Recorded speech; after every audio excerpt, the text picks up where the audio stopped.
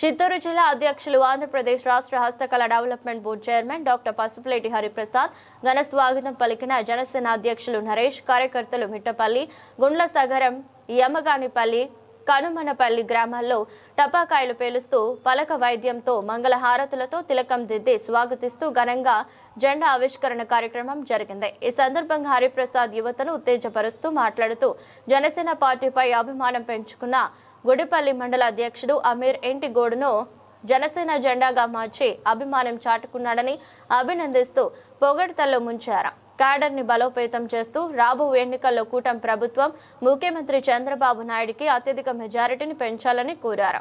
కార్యక్రమంలో నియోజకవర్గ నాయకులు, కార్యకర్తలు పాల్గొన్నారు.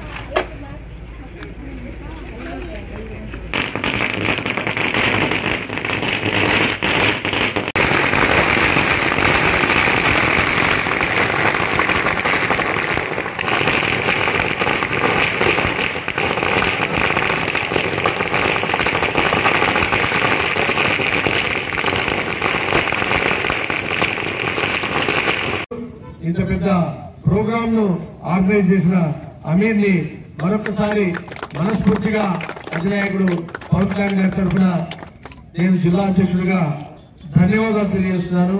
ఎందుకంటే నాకు అమీర్ ప్రజారాజ్యం నుంచి తెలుసు. 2015లో కూడా ఒక థియేటర్ లో ఒక పెద్ద ప్రోగ్రాం పెట్టాడు. అలాగే ఈ రోజు అక్కడ చూస్తుంటే మనకి ఇల్లు కనబడతా ఉంది. జై జనసేన, జనసేన ఇల్లు అంటే ఆ ఇంటికి కూడా జనసేన రంగులు పూసాడంటే అమీర్కి మరొక్కసారి మనస్ఫూర్తిగా పవన్ కళ్యాణ్ గారి తరఫున ధన్యవాదాలు తెలియజేస్తాను. అలాగే మన నరేష్ ఒక రాక్షసుడిని మనం పై గెలుపు సాధించాలంటే ఖచ్చితంగా కూటమిగా వెళ్లి అటు టీడీపీ ఇటు బీజేపీతో కలిసి అతన్ని అతపాతాలకు తొక్కుతాడు, తొక్కి చూపించాడు. అవునా కదా?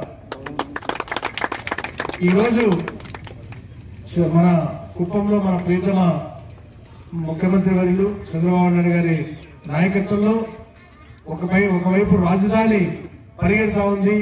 గూగుల్ సంస్థ భారతదేశమే కాదు ప్రపంచమే మన రాష్ట్రం వైపు తిరిగినట్టు గూగుల్ సంస్థ మన రాష్ట్రానికి రావడం జరిగింది.